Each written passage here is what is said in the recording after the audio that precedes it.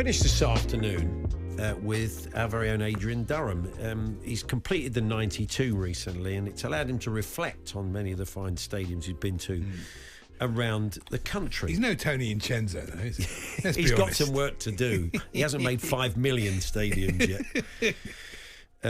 But strange, he's never been to Loftus Road, Tony. That's not true, of course. But anyway, we digress. Adrian's been bringing you his League Two, League One stadiums, etc. Championship. We've now got to the Premier League, and about an hour ago, just under an hour ago, he published his 1 to 20 Premier League grounds, and he joins us now. Hi, Aid. Oh, yeah, it's all on the website, talksport.com. And well, the amazing thing is, having done League Two, League One Championship earlier this week, you know that as soon as you start ranking football grounds, everybody wants to have their say, and you're an idiot and you're a fool. And then, yeah, you're absolutely right. So everybody's got an opinion on it. People have got to remember it's a very personal thing. So I don't think anybody's 92 when they're ranked will be exactly the same. No, of course, it's your opinion. It's not quantifiable, is it? I mean, it's, there's no standard. It's your view. One of the absolutely. It's also based on personal experiences as well. So there's grounds in there that are very low because I saw my team had a bad result there, or we usually lose there. We go to Wickham tomorrow. We haven't won there in 15 years. I'm not going to rank that highly, am I? We got relegated at Crystal Palace. I'm not going to love it, am I? Do you know what I mean? Yeah, of course. It's a very personal thing. Yeah, now, the 20th out the 20. I look forward to you going back there. Yeah, you won't get a lot of disagreement though, I don't think. And you say it's lucky just to make the 92. What gets number 20? In the Premier League, the lowest ranked ground is the London Stadium, West Ham, which I can understand why people might think there's a bit of a contradiction, because on the face of it, it looks like a very good sports venue. But we know it wasn't meant to be a football ground. They've kind of clumsily, ham-fistedly tried to turn it into some sort of football ground with an iconic carpet and a few coloured seats. But I would put it bottom of the 92 because what the other thing about it is it kind of pales into a disgraceful stadium when you compare it to what they left, which was Upton Park, which probably would have been in my top 3 stadiums. Yeah, I agree with that. Absolutely. I mean, the noise isn't bad. When West Ham are playing well, the atmosphere can be quite surprisingly reasonable, which is a tribute to the West Ham fans. But you're right. The sight lines and the viewing is horrible. Yeah, absolutely. The distance from the pitch, etc. But also, you're right in that what they needed was some big nights, and during their European runs under David Moyes, they had some big nights there. So I think that's helped with the noise and people regarding it as home, fans regarding it as home. So maybe in time we will grow to love it, but I doubt it. Now, Molyneux's seen as a grand old stadium, but you say you just can't warm to it. Did Peterborough get a kicking there at some point in the cup? No, I mean I'm with Nonny Madueke really in terms of Wolverhampton. Blimey. No, it's not that. No, listen, there's some great. I know some really lovely people who work at Wolves as a football club. Nothing against them whatsoever. Wolverhampton as a place is, again, it's a very deeply personal thing that I can't warm to. This is all to do with family rather than football. I don't particularly like going to Wolverhampton. Don't particularly like Molyneux as a ground.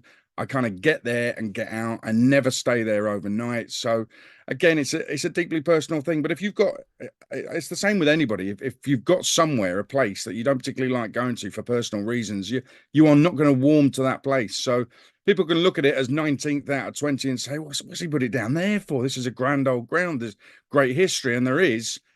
And the museum at Wolverhampton Wanderers is spectacularly brilliant, by the way. I was there the other week. But I just can't warm to the place and the ground, so that's why it's so low. Is it our second worst OB of all time at Wolverhampton? Yes. Well, there you go. That's right. What was the worst? Oh, blimey. David Seaman's testimonial, which we did within we basically did within sight of the Highbury pitch, but for all sorts of reasons. David Seaman couldn't join us that day on the show. So when you go to David Seaman's testimony and David Seaman can't join, you know you got a problem. Anyway, that was a very long time ago. Very long time ago. Now, we won't reveal all of them because people can go and check it out at talksport.com. But we did wonder where you were going to rank the Emirates, having done the Daily Arsenal for so long. So it's in the top 10, but it's not in the top 5. Yeah, it's not above Spurs. So I quite like the ground. There was one turning point for me. I went to, as you know, my wife is an Arsenal fan, and we went to a Europa League game together. I didn't even go in disguise or anything. And we walked in a different way. We went via Finsbury Park Station, walked in from that way, and when we turned a corner, you could see it all lit up in the dark, and it was a real wow moment. I'd never seen it like that before from that angle, and I thought, wow, this is spectacular. And it's a bit like the West Ham thing. They've now had a few really good moments in the new stadium. It took them a long time to have some really good moments. And as much as I really loved Highbury and the surroundings, this new stadium has started to feel very much like home for Arsenal fans. And I have warmed to it. And I don't think I was put right by one of my colleagues. I've said it on the website that there's not a bad seat in the house at the Emirates Stadium. And then one of my colleagues said to me, what about our commentary position? And I said, yeah, no, actually, that's not a good seat. It's probably the worst in the house. But yeah, I have very much warmed to the Emirates. Yeah, that's your fault, that is. Yeah. Probably, yeah.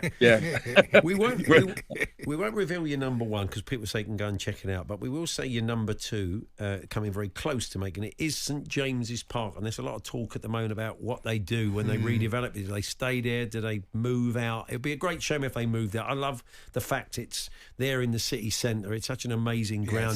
You come out and you're right in the heart of the city. That is something to be envied, I think. Yeah, that is a real selling point of it. It's a beautiful thing that it's literally right in the heart of the community, right in the very centre of the centre of Newcastle. So, and there's so few like that, walkable from the train station. You know, it's just such a beautiful thing. But I lived up there for a while as well. I lived just slightly south of the river in Gateshead, but worked in Newcastle city centre. And when you're there day to day, you realise just how huge the football club is within the community. I mean, you can look at it in the outside and say, oh yeah, it's a one club city and all that.